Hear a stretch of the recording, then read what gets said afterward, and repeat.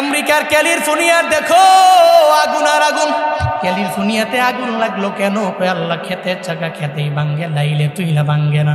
এরা কয়েকদিন আগেও ফিলিস্তিনের গাজার শেষ হসপিটালটাও এরা বিদায় করে দিল, মানে ধ্বংস করে দিল।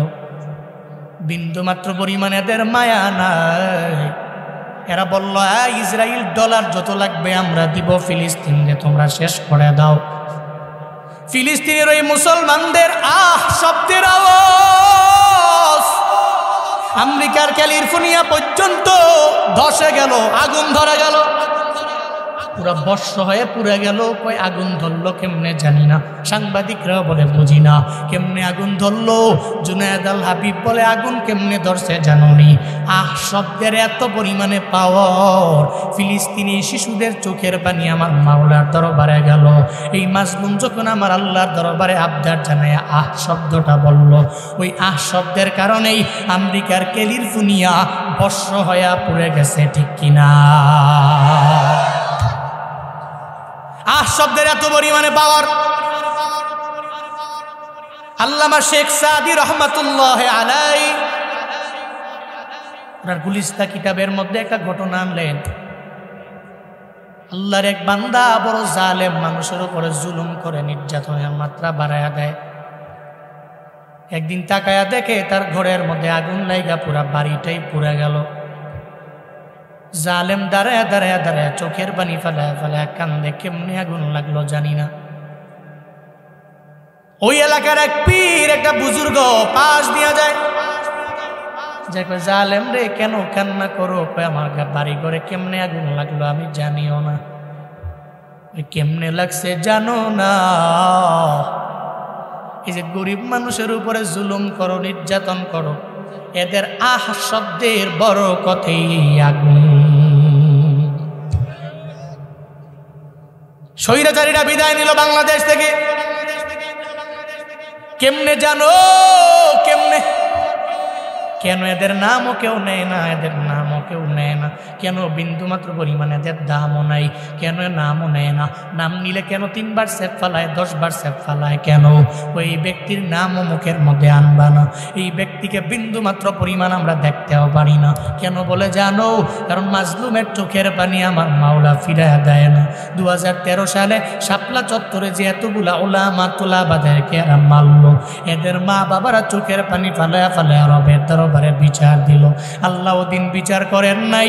আল্লাহ কয় আমি আল্লাহ সার দেই দেই দেই দেই, অনেকবার দেই, যখন ধরি ধরি ধরি না, ধরলে আমি আল্লাহ ছেড়ে দেই না রে বান্দা। এমন একটা হালাত হয়ে গেল, শহীদ আবু সাঈদের জীবনটা নেওয়ার মাধ্যমে দেশের রূপরেখাটি আমার মাওলা পরিবর্তন বানায় দিল। আল্লাহ কয় মাজলুম যখন চোখের পানি ফালায়া দোয়া করে আমি রবের দরবারে, বুলেট মিস হয়ে যেতে পারে, ওই দোয়া আর সে মুআল্লায় যাইতে দেরি হয় না, ঠিক কিনা? মাজলুমের দোয়া আল্লাহ খালি ফিরায় না। এই জন্য জীবনেও কোনোদিন বান্দার হক নষ্ট করা যাবে না। আল্লাহর হক নষ্ট করলে আল্লাহ ক্ষমা কইরা আমারে তোমারে জান্নাতে দিয়া দিতে পারে। বান্দার হক নষ্ট করলে আমার মাওলা, বান্দা যদি মাফ না করে আল্লাহ মাফ করতে পারবে না। মায়ার নবী এলেন, বারবার আবু জাহালের দরবারে বলার পরে আবু জাহাল মানতে চায় না। ও মুহাম্মদ, কিয়ামতেই তো মানি না।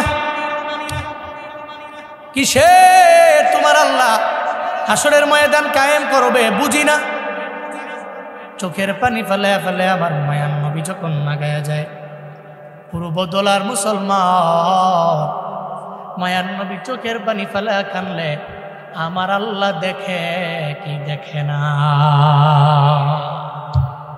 আল্লাহ দেখে, নবী কাঁদতেছে, আল্লাহ দেখতেছে।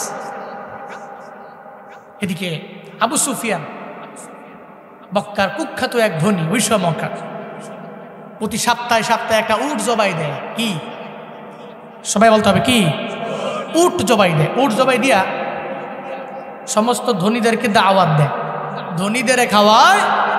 এমন একটা হালাতে একে তিন গেছে, যে কয় আবু সুফিয়ান আপনি তো বড় ধনী মানুষ, মোস্ট রিচেস্ট ম্যান, দেন না, 2-3 টুকরা গুস্ত দিলে, আমগো তো আব্বা আম্মা নাই, পৃথিবীতে কেউ আমগো নাই, দিলে আমরা খায়া আমাদের পেটের ক্ষুধা নিবারণ করতে পারবো। আবু সুফিয়ান কয় দেয় তো নাই, ওটা লাঠি দিয়ে আঘাত করে এতিমটাকে তাড়ায় দিয়েছে। নাউজুবিল্লাহ, জোরে পড়বেন না। আল্লাহ তো দেখছে সূরা মাউন আল্লাহ জিবরাইলের মাধ্যমে নবীর দরবারে পাঠায় দিয়েছে। আরাআইতাল্লাযী ইউকাযযিবু বিদ্দীনি ফাযালিকাল্লাযী ইয়াদউল ইয়াতীম। জোরে বলেন আল্লাহু আকবার, আরো জোরে আল্লাহু আকবার। আল্লাহ পাক বলেন, কেউ আমি কি দোয়া করে দিব নাকি? উঠতেছে কে?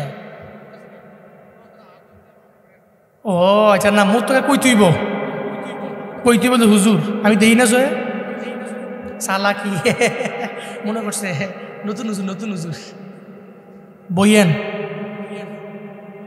আল্লাহ পাক বলেন, আর ওইটা হামদা ইস্তেফাম দ্বারা আল্লাহ পাক প্রশ্ন করেন, আপনি দেখেছেন আল্লাযী ইউকাযযিবু বিদ্দীন, যে ব্যক্তি আখিরাতের দিনকে মিথ্যা মনে করে। আখিরাতের দিনকে যারা মিথ্যা প্রতিপন্ন করে, নবী আপনি কি এদের দেখেছেন? আল্লাহ পাক নবীরে প্রশ্ন করে জানায় দেয়। আল্লাহ পাক বলেন, ও পয়গম্বর, আবু জাহাল এতিমের ধমক দেয়, উতবা এতিমের ধমক দেয়, সাহেবা এতিমের ধমক দেয়। এ নিয়ে চোখের পানি ফেলে বিন্দু মাত্র পরিমাণ কান্না করার প্রয়োজন নয়। নবী গো এরা এত পরিমাণে আখিরাতের দিনের প্রতি অবিশ্বাসী, এরা তো এতিমদের ধমক দিয়ে তাড়ায়া দিবে। ফাযালিকাল্লাযী ইয়াদউল ইয়াতীম। আল্লাহ পাক রব্বুল আলামিন বলেন, আখিরাতের দিনের প্রতি যারা অবিশ্বাস করে, এরা জীবনে এতিমের পাশে দাঁড়ায় না, বরং এরা এতিমের ধমক দেয়। এতিমের পাশে দাঁড়ায় না, এরা মনে করে দুনিয়াতে আমি মইরা গেলেই তো শেষ, হাসরের ময়দানে যাওয়া লাগবে না, এই চিন্তা নিয়ে এরা জীবনেও কোনোদিন এতিমের পাশে দাঁড়াইতে পারে না। অথচ যে বান্দা আল্লাহর প্রতি বিশ্বাস রাখে, আখিরাতের দিনের প্রতি পরিপূর্ণ ঈমান আছে, ও জীবনে কোনোদিন এতিমের ধমক দিতে পারে না, ঠিক কিনা? বায়ান নবী ডেকে বলে, ও আমার উম্মতেরা, কোন উম্মত যদি মায়া নিয়ে কোনো একটা এতিমের মাথার মধ্যে হাত বুলায়, এতিমের মাথার চুল বরাবর সওয়াব আল্লাহ আমলনামায় দিবি। শুধু তাই না, কোন উম্মত যদি এতিমের পাশে গিয়া দাঁড়ায়া যায়, স্বয়ং আমার আল্লাহ ওই বান্দার পাশে আইসা দাঁড়ায়া যায়। এই জন্য নবী জীবনে কোনোদিন এতিমের ধমক দেন নাই। একদিন বিকাল বেলা খেলার মাঠের কিনারা দিয়া যখন আমার মায়ান নবী রওনা হয়ে চলে যায়, কিনারায় যাওয়ার পরে তাকায়া দেখে একটা ছেলের পরনের মধ্যে বিন্দুমাত্র পরিমাণ কোনো বস্ত্র নাই। চোখের পানি ফালা কেন যেন ছেলেটা কান্না করে। মায়ার নবী যায়, যা বলে, ছেলে রে, বিকাল বেলা কেন তুমি খেলাধুলা করো না, কেন তুমি কান্না করো? ওই ছেলে জানায়া দেয়, পয়গম্বর আমার, আমি কার জন্য খেলাধুলা করব? এই দুনিয়াতে তো আমার মাও নাই, আমার বাবাও নাই, আমার ঘরও নাই, আমার বাড়িও নাই। আমি বড় এতিম, আমি বড় অসহায়। এই জন্য খেলায় গেলে আমার মায়ের কথা মনে পড়ে যায়, বাবার কথা মনে পড়ে যায়। চোখের পানি ফালায় জন্য আমি খেলার মাঠের কিনারায় দাঁড়ায় কান্না করি।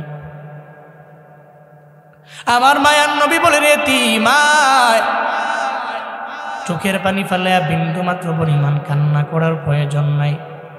আজকে থেকে আমারে বাবা বলবি, ঘরের মধ্যে আমার স্ত্রী আয়েশারে আম্মা বাম্মা জান বলবি। এটা মনে করবি না দুনিয়াতে যে তোর মাও নাই, তোর বাবাও নাই। আমি নবী আজকে থেকে তোর বাবা হয়ে গেলাম, আয়। মায়ান নবী তাকে সঙ্গে করে নিয়ে যখন আম্মা জান আয়েশার ঘরের মধ্যে গেলেন, নবী যা বলে, আয়েশা, এমন একটা এতিমের তোমার ঘরের মধ্যে আনলাম যার মাও নাই, বাবাও নাই। মায়ার নবী বলে, আয়েশা, জীবনেও কোনোদিনই এতিমের ধমক দিবা না, কারণ আমি নবীও বড় এতিম। যেই মক্কা নগরীতে আমার মায়ের আদর কেমন, মক্কা নগরীতে আসার পরে আমার বাবার আদর কেমন আমি নবী পাই নাই।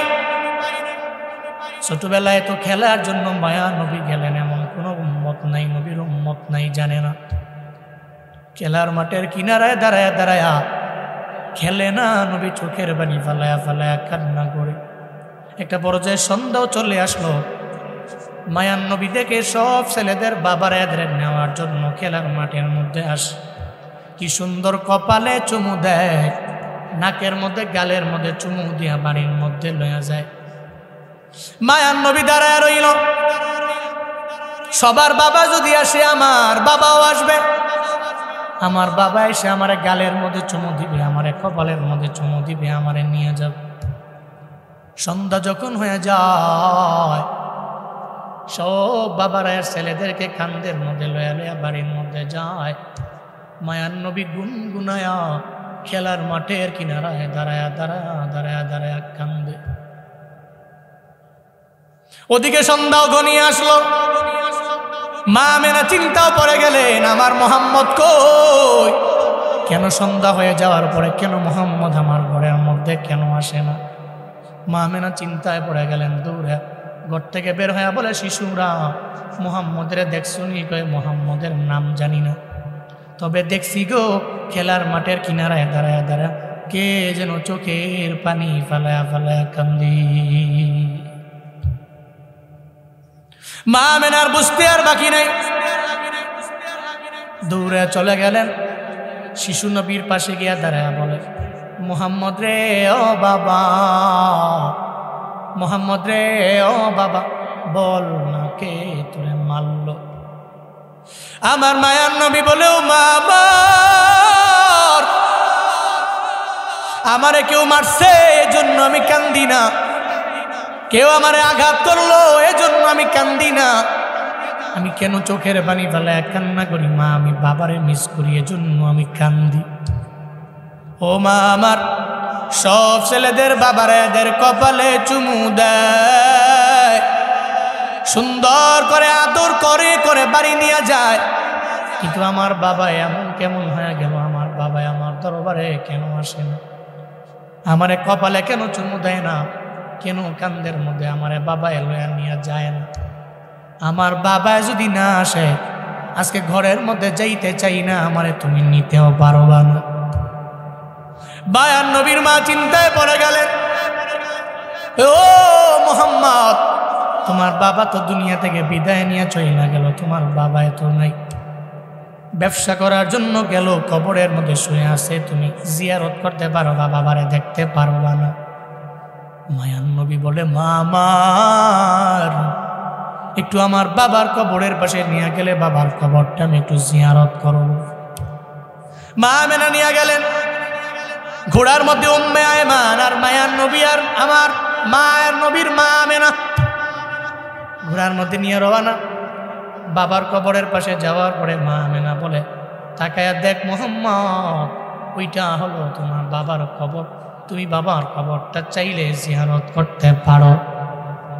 নবী নেমে গেলেন, বাবার কবরের পাশে গিয়া দাঁড়ায় বাবার কবরের মধ্যে বারবার থাপ্পড় মারে, যা কয়, বাবা গো আমি সন্তানের জন্য বিন্দু মাত্র পরিমাণ মায়া কি তোমার ভিতরে জাগে না?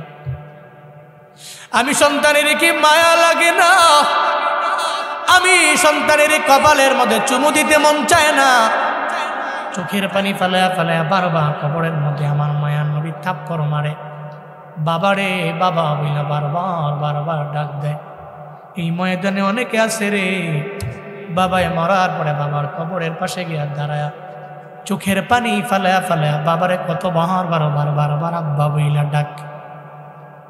ঘরের মধ্যে ছেলে আছে কিন্তু বাবার মতো মায়া লাগে না, বাবারে পায় না, চোখের পানি ফালায়া ফালায়া কান্দে একটা পুরা বাবাও। যখন দেখে বাবারে পায় না, কবরের পাশে গিয়া গিয়া দাঁড়ায়া চোখের পানি ফালায়া ফালায়া বারবার কান্দে। ডেকে বলে, বাবা আমার ছেলে চলে গেল সৌদি আরব। ওই সৌদি আরবে সময় লাগে না, আমি 2-3 মিনিট 4 মিনিটের ভিতরে মেসেঞ্জারে কথা বলতে পারি, ইমোতে কথা বলতে পারি। আমার বাড়ির পাশে তুমি ঘুমাইলা, বাবা গো কতবার আমি তোমারে ডাক দিলাম, একটা বারো কি আমারে জবাব দিলা না। যারা বাবা হারাইছে কদর দিতে পারে, ময়দানে যারা মা হারাইছো ওই মায়ের তোমরা দিতে পারবা, কদর দিতে বুঝবা। কিন্তু ময়দানে যাদের আব্বা আম্মা আছে জীবনেও কোনোদিন আব্বা আম্মার কদর দিতে পারে না। মইরা গেলে বুঝে, মইরা গেলে টের পায়, মরার আগে বুঝেও না, টের পায় না, ঠিক কিনা? মায়ার নবী চোখের পানি ফেলে কান্না করে আর বলে, বাবা গো কেন আমারে কুলের মধ্যে নেও না, কেন আমারে কান্দের মধ্যে লও না। একটা পর্যায়ে মা মেনাও দাঁড়ায় দাঁড়ায় চোখের পানি ফেলা কান্দে, বলতে লাগলো, মোহাম্মদ রে তোমার বাবার জন্য কান্না করলেও লাভ হবে না। সন্ধ্যা হয়ে গেলে মরুভূমির মধ্যে মুরুর ডাকাতের কবলের মধ্যে পড়া লাগবে। ও মোহাম্মদ আয় আয়, তোমার দাদার ঘরের মধ্যে আমি তোমারে নিয়ে যাব।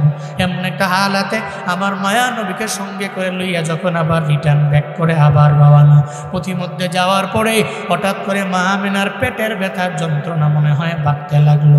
মা মেনা ডেকে বলে, ও উম্মে আয়মান, আমার একটু ঘোড়া থেকে নামায় দেও না, একটু ঘোড়া থেকে আমি নামবো, মনে হয় পেটের ব্যথার যন্ত্রণা ঘোড়া থেকে নামলে আমার কমে যাব। উম্মে আয়মান নামাইল। মা মেনাকে যখন ঘোড়া থেকে নামানো হয়, একটা পর্যায়ে মা মেনা দেখে পেটের ব্যথার যন্ত্রণা কমে না, বারবার বারবার বারবার বেড়ে যায়। একদিন একটা এতিম দৌড়ে চলে গেল, পেটের মধ্যে ক্ষুধা লাগলো, দৌড়ে চলে গেল আবু জাহালের দরবারে। গিয়া বলে, আবু জাহাল, আমার তো দুনিয়াতে মাও নাই, আমার বাবাও নাই, আমি বড় এতিম, আমি বড় অসহায়। পেটের ক্ষুধার যন্ত্রণা সহ্য করতে না পেরে তোমার দরওয়াজায় হাজির হয়ে গেলাম। মা বাবার রেখে যাওয়া সম্পত্তি থেকে আমারে যদি টাকা দেয়, আমি যা খাওয়া দাওয়া করতে পারবো। আবু জাহাল কয়, তোর আব্বা আম্মা বিন্দু থেকে বিন্দু মাত্র পরিমাণ টাকা আমারে দেয়া যায় নাই, তোরে আমি দিতে পারবো না। ধমক দিয়া মা বাবা হারা একটা এতিমের যখন ঘাড় ধরে ধাক্কা দিয়া পাঠায়া দেয়, কয়েকদিন পরে ওই এতিমের যখন শীতকাল চলে আসলো, পরনের মধ্যে বস্ত্র নাই, কিনতেও পারে না। এতিম দৌড়ে যায়, যা বলে, আবু জাহাল, আমার বাবা মার রেখে যাওয়া সম্পত্তি থেকে আমারে কিছু দাও, আমি টাকাগুলো নিয়ে বাজারের মধ্যে গিয়ে আমার শীতের বস্ত্র কিনা লাগবে, আমারে দাও। এটা বলার পরে আবু জাহাল কয়, তোর আব্বা আম্মায় বিন্দু থেকে বিন্দু মাত্র পরিমাণ টাকা পয়সা আমারে দেয়া যায় নাই, তোরে দেওয়া হবে না। এতিমের ধমক দিয়া দাঁড়ায় দিল। এতিম জায়গা থেকে চোখের পানি ফেলায়া ফেলায়া কানতে কানতে আমার মায়ান নবীর দরবারে রওয়ানা। পূর্ব দলার মুসলমান, একটু বলো না, মায়ার নবী আমানতদার নাকি খেয়ানতকারী? ছোট্ট এই বালক এতিম এই ব্যাপারে ভালো করেই জানে। আবু জাহাল যে চূড়ান্ত খারাপ, আমার সব টাকাগুলো মাইরা দিল, কিন্তু মোহাম্মদ নবীর দরবারে গেলে আমি সুপারিশ করলে উনি একটু সুপারিশের জন্য ওনার কাছে হিসাব বলবে। মায়ার নবীর দরবারে যায়, নবীর দরবারে গিয়া এতিম বলে, নবী আপনিও এতিম, আমি বড় এতিম, আমার মা বাবা নাই, আপনারও মা বাবা নাই। আবু জাহালের দরবারে এই টাকা পয়সাগুলো আমি রাখলাম, আমার মা বাবায় দিয়া গেল, এরপরে তার কাছে যাওয়ার পরে সে আমারে দেয় না। বস্ত্র আমি কিনতে পারি না, আমার টাকা নাই, আমি বড় এতিম, আমি বড় অসহায়, আমি খাইতেও পারি না, আমারে টাকা দেয় না, উল্টা আমারে ধমক দিয়া তার দরওয়াজা থেকে তাড়ায়া দেয়।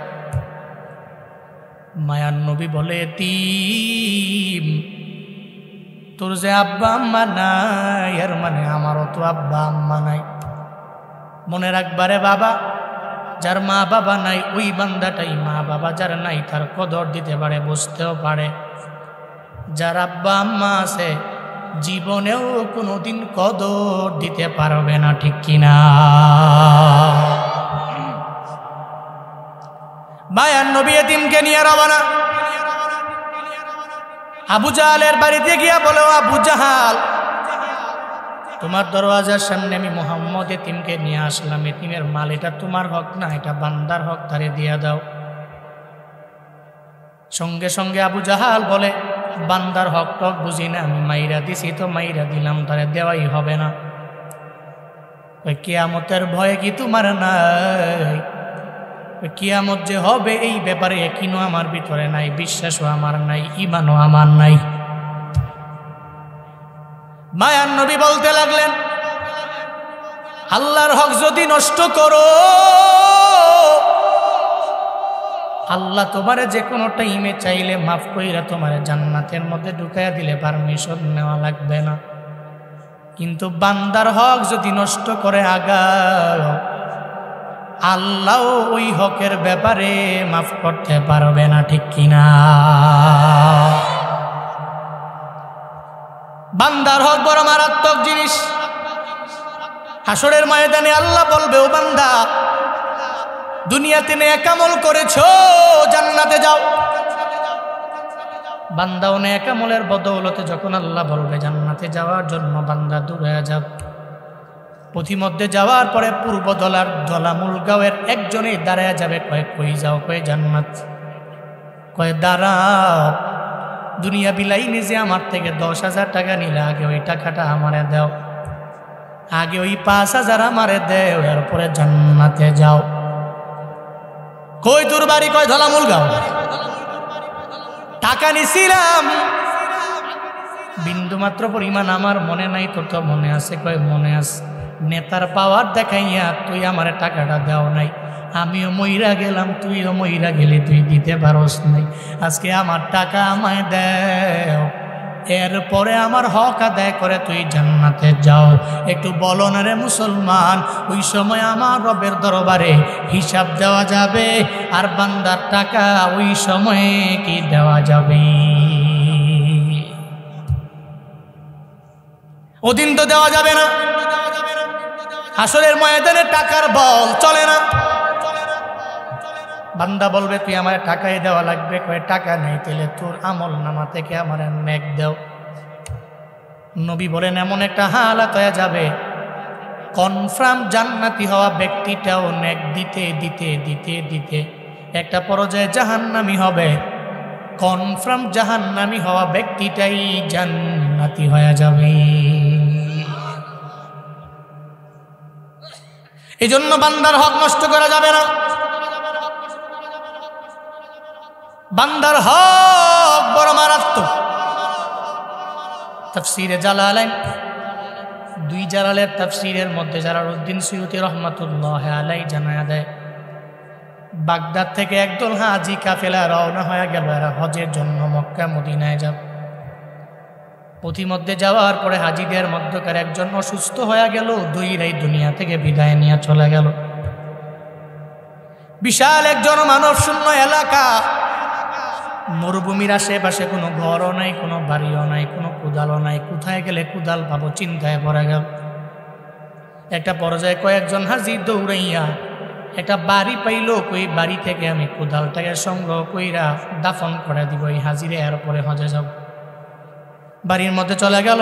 ওখানে যাওয়ার পরে দেখে বাড়ির একটা মহিলা কুদাল নিয়া কার্যাদি সম্পাদন করে, মানে ময়লা পরিষ্কার করে। কয়, ও মহিলা, এই কুদাল যদি আমাদের দেও। চলার পথে একজন হাজি দুনিয়া থেকে বিদায় নিল, আমরা মরুভূমির মধ্যে, আমাদের কুদাল নাই, আমরা কবর খনন করব, এরপরে দাফন করি জায়গার মধ্যে আমরা তাকে দাফন কইরা কুদাল আবার দিয়া যাব। মহিলা কয়, উপকারের মায়ে তো বাগে খায়, একটা শর্ত দিয়া দিল, যদি কবর খনন করার পরে কুদাল যদি আমার ঘরের মধ্যে আইনা দিতে পারো, তাহলে এই শর্ত মানলে এরপরে আমরা তোমাদের কুদাল দিয়া দিব। কয়, শর্ত মেনে নিলাম, তাহলে কুদালটা হাতের মধ্যে দেও, আমরা নিয়ে যাব। কুদাল নিয়ে যখন রওয়ানা, আল্লাহর ওই বান্দারে দাফন কাজ করার পরে আমার মাওলার কি কুদরত, ওই কুদালটাকে কবরের মধ্যে রেখেই দাফন কার্য সম্পাদন করে ফেলল। কুদাল কই? দাফন করার পর কি কুদাল কই, একজনের একজনের কুদাল কই, জানি না তো, আরেকজনকে কুদাল কই নাই। কিন্তু যে ব্যক্তি শর্ত মেনে কুদাল আনছে ওই মহিলার থেকে, এই ব্যক্তি তো পেরেশান। কারণ মহিলা কইছে উপকারের মায় বাগে খায়, অনেকে নিয়া নিয়া আর দেয় না, মাইরা দেয়। শর্ত হইল যদি আইনা দিদারও তো দিব, শর্ত তো মানস, কুদাল তো দেওয়া হইল। আল্লাহর এই বান্দা বলে কবর থেকে মাটি সরাইয়া দাও। কুদাল তো অবশ্যই মহিলার দরবারে নিয়ে দেওয়া লাগবে, মাটিগুলো সরাইয়া দাও। মাটিগুলা সরাইতে দেরি, তাকায়া দেখে কবরের ভিতরে লোকটা হাউ মাউ করে মা বাবা বইলা বইলা চিল্লায়। এমন একটা হালাত ওই কবরের ভিতর, ওই কুদালের সাথে ওই ব্যক্তিটার দুটা হাত আগুনের দড়ি দিয়া বাইন্দা রাখছে, আর লোকটা চিল্লাইতেছে। আর কবরের ডানে বামে সাপের অভাব নাই। হাজিরা ভয়ে আতঙ্কিত হয়ে গেল। কুদালের বিন্দু মাত্র প্রয়োজন নাই, মাটি চাপা তাড়াতাড়ি দিয়া দাও। মাটি চাপা দেওয়া হলো।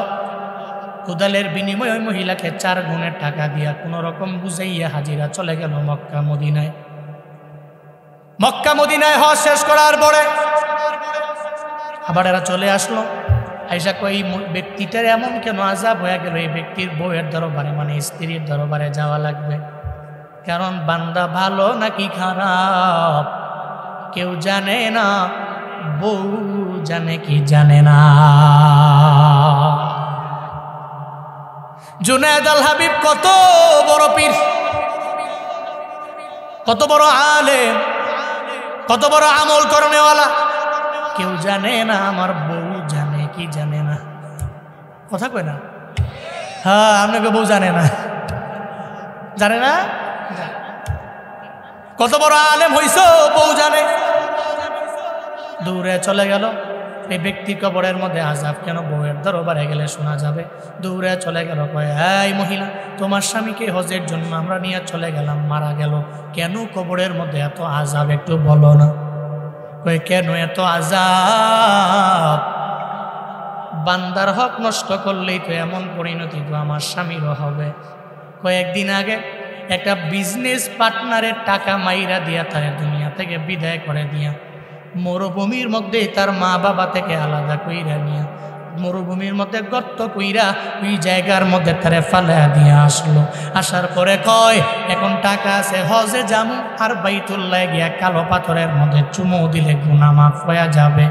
সে বুঝি হজে যাবে, আল্লাহ তারে নিবে। জীবনেও কোনোদিন এটা হতে পারে না, কারণ আমার আল্লাহ ক্ষেতের চাকা খেতেই ভাঙ্গে, লাইলে তুইলা ভাঙ্গে না, ঠিক কিনা?